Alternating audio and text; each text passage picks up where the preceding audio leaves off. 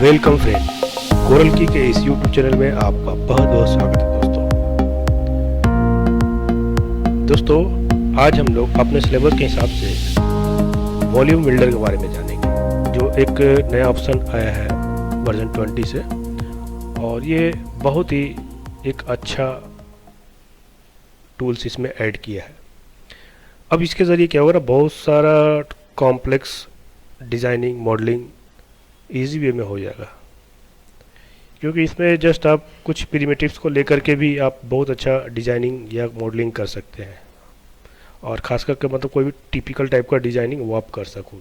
तो एक बार इसके ओवरव्यू को बारे में हम लोग जान लेते हैं। सपोज़ ये है हमारा, तो इसमें ये दो मेन है हमारा, एक है वॉल्यूम बिल्डर और एक है वॉल्यूम मैशर। ठीक है, तो पहले हम वॉल्यूम बिल्डर लेते हैं। ठीक है, इसको यहाँ रख देते हैं अभी। तो ऐसे तो ये कुछ है नहीं खुद में, जब तक इसके अंदर हम कुछ ऐड ना करें। जैसे कि कोई भी प्रिमिटिव ले लेते हैं हम, मान लीजिए कि एक कैप्सूल ले लेते हैं, और जैसे इसके अंदर डालते हैं तो ये कुछ इस तरह से दिखता है। मतलब ये एक वॉक्सेल रूप ले लेता है। जैसे आप इस पर क्लिक करते हैं, आपको यहाँ पर दिखाएगा कि ये हमारा एक छोटा छोटा वॉक्सेल बन जाता है। ये जो छोटे छोटे स्क्वायर दिख रहे हैं ना, इसको वॉक्सेल कहते हैं। वॉक्सेल का मतलब हो गया आपका, जैसा हम लोग को पिक्सल होता है ना, तो पिक्सल हम लोग जनरली 2D के लिए रिप्रेजेंट करते हैं, और इन 3D में इसको वॉक्सेल बोलते हैं। तो वॉक्सेल एक 3D पिक्सल रिप्रेजेंट करता है। और यहाँ पे हम लोग देखते हैं कि वॉक्सेल साइज़ है 10 सेंटीमीटर डिफ़ॉल्ट दिया हुआ है। तो ये 10 सेंटीमीटर मतलब ये हम लोग अपने पिक्सल का साइज़ बड़ा या छोटा कर सकते हैं। ठीक है, तो जितना छोटा रहेगा पिक्चर की क्वालिटी उतनी अच्छी होगी, और ये जितना बड़ा होगा वो उतना अच्छा नहीं आएगा, थोड़ा सा गड़बड़ आएगा ये। ठीक है, तो वो हमारा मॉडलिंग के ऊपर डिपेंड करता है कि जो हम बनाएंगे उसके लिए कितना रखना ये सही होगा। ठीक है, तो अभी क्या है दोस्तों कि मेरे पास एक ऑब्जेक्ट है। सपोज़ कीजिए कि एक और मैं इसमें कुछ लेता हूँ, लाइक एक टोरस लेता हूँ। चलिए टोरस का थोड़ा साइज़ छोटा करते हैं, लगभग ऐसा रखते हैं, और इस टोरस को भी इस वॉल्यूम बिल्डर के अंदर रखते हैं। ठीक है, तो हमारे पास दो ऑब्जेक्ट। ठीक है, तो वॉल्यूम बिल्डर यहाँ पे हम लोग देख रहे हैं कि हमारे पास दो ऑब्जेक्ट और दोनों इस तरह से रिप्रेजेंट हो रहा है। तो नीचे एक कैप्सूल है और इसके ऊपर एक यूनियन टैब बगल में बोल करके टोरस है। ठीक है, नीचे चूँकि इसके नीचे कुछ नहीं है, इसलिए इसके नीचे कोई यहाँ ऑप्शन नहीं दिख रहा मोड में, लेकिन इसके नीचे कैप्सूल है मेरा, इसलिए यहाँ पे एक मोड दिखता है। और ये मोड कुछ इस तरह से काम करता है जैसे हम लोग पहले बुलियन यूज़ करते थे। तो बुलियन में कैसे हम लोग यूनियन करते थे, सब्ट्रैक्ट करते थे और इंटरसेक्ट भी करते थे, और इसमें एक दो ऑप्शन और होता था। लेकिन इसमें हम लोग के पास तीन ऑप्शन है। ठीक है, एक यूनियन है, एक सब्ट्रैक्ट है और एक इंटरसेक्ट है। तो मान लीजिए ये जो मेरा टोरस है यहाँ पे, तो टोरस को मैं क्या करूँगा, इसके साथ यूनियन करूँगा या इसके साथ सब्ट्रैक्ट करूँगा। जब सब्ट्रैक्ट करूँगा तो इतना हिस्सा यहाँ से गायब हो जाएगा। ठीक है, अभी टोरस को थोड़ा मॉडिफाई करते हैं, मान लीजिए थोड़ा और छोटा करते हैं, या इसका साइज़ थोड़ा बड़ा करते हैं, तो ये कुछ इस तरह से शेप ले रहा। और अगर इसको मैं यूनियन करता हूँ तो ये कुछ इस तरह से शेप ले रहा। ठीक है, तो अभी क्या है दोस्तों कि ये मेरा शेप यहाँ ऐसा दिखने लायक नहीं है कुछ। अगर मैं रेंडर करूँ तो कुछ भी नहीं दिखता है, जब तक कि मैं इसे एक मैश नहीं बना दूँ। जिससे मेरे पास वॉल्यूम मैशर यहाँ पे है, और इसके अंदर इसे मैं जब भी लूँगा ना तो ये फिर मैश बन जाता है। मतलब अब ये विजिबल है, अब मैं इसको देख सकूँगा। अब ये जस्ट लाइक एक पॉलीजियोमेट्री बन गया। ठीक है, तो वॉल्यूम मैशर इसलिए यूज़ करेंगे हम लोग किसी भी डिज़ाइन को मैश में बदलने के लिए। तो अभी क्या हो रहा है दोस्तों कि हमारा ये दो ऑब्जेक्ट एक दूसरे से चिपका हुआ है, और ऐसा लग रहा है कि ये कोई अलग नहीं है, एक ही साथ जुड़ा हुआ है। अब इसको मैं कितना फाइन कर सकता हूँ, ये हमारा ये वॉक्सेल है, इसको जितना मैं कम करूँगा, अभी तो वार्निंग भी दे दिया है कि इससे ज़्यादा नहीं कर सकते, मैंने इतना एकदम मिनिमम कर दिया। ओके, तो ये जितना मिनिमम करूँगा ना, ये उतना हैवी होता चला जाएगा दोस्तों। इसलिए इसमें थोड़ा सा ध्यान रखना है कि इसको बहुत ज़्यादा एकदम लोएस्ट लेवल में नहीं ले जाना, नहीं तो मशीन बैठेगा ही बैठेगा थोड़ी देर के लिए।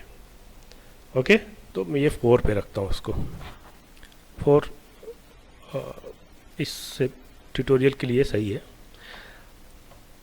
इतना ही नहीं, अब हम लोग कोई क्लोनर बेस्ड ऑब्जेक्ट को भी इसके अंदर ऐड कर सकते हैं। जैसे सपोज़ कीजिए कि मैं एक क्लोनर लेता हूँ और एक क्यूब लेता हूँ और इसको थोड़ा छोटा कर लेता हूँ और इस क्यूब को इस क्लोनर के अंदर डालते हैं और क्लोनर को रेडियल, ठीक है, चलो रेडियल तो ठीक है। अब इसका थोड़ा रेडियस देख लेते हैं कितना है, ये इतना रखते हैं।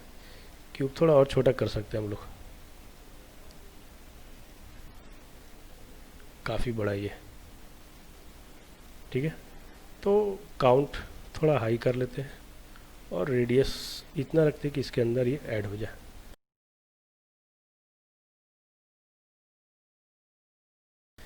और इस क्लोनर को इस वॉल्यूम बिल्डर के अंदर डाल देते हैं, ठीक है। तो राइट नाउ ये ऐड मोड में है, ठीक है। ये तीसरा इसका ऐड मोड में है, मतलब यूनियन। इसको सब्सट्रैक्ट कर देते हैं तो इसके अंदर गैप बनता है, ठीक है। मतलब कि एक कोई भी क्लोनर को भी हम लोग यूज़ कर सकते हैं वॉल्यूम बिल्डर के अंदर, ठीक है। इसको थोड़ा और कम करते हैं वॉक्सल साइज, तो ये और थोड़ा डीप होगा, ओके। एक चीज़ और बताता हूँ दोस्तों कि यहाँ पे एक SDF स्मूथ है, मतलब ये और भी ज़्यादा इसको स्मूथनेस ला सकता है।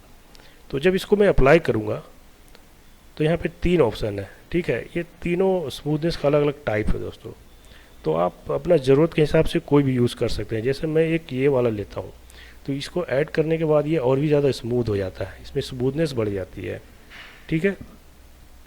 और इसको हम लोग क्या है ना, यहाँ से कंट्रोल कर सकते हैं कि कितना स्ट्रेंथ इसका रखना है स्मूथनेस का, ठीक है।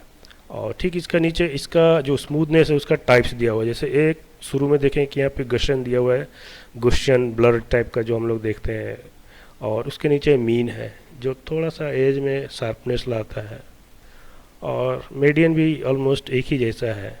यहाँ पे हम लोग उससे जुड़ा हुआ कुछ नंबर्स देख रहे हैं, जैसे वॉक्सल डिस्टेंस कितना रखना है, इरिटेशन कितना रखना है, इससे भी हम लोग प्ले कर सकते हैं और वेरिएशन और डिफरेंस इसको देख सकते हैं।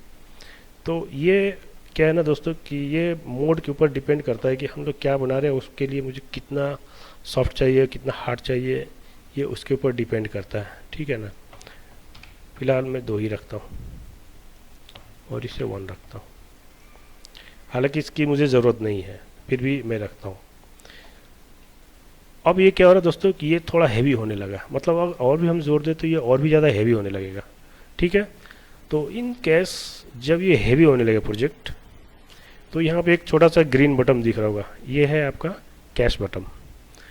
इसको जैसे ही अप्लाई करेंगे तो ये क्या करेगा कि इसके नीचे का जितने भी ऑब्जेक्ट है इन सब को मर्ज करके एक सिंगल फाइल बनाएगा, मतलब अलग ही रहेगा पर वो एक सिंगल फाइल की तरह यूज़ होगा।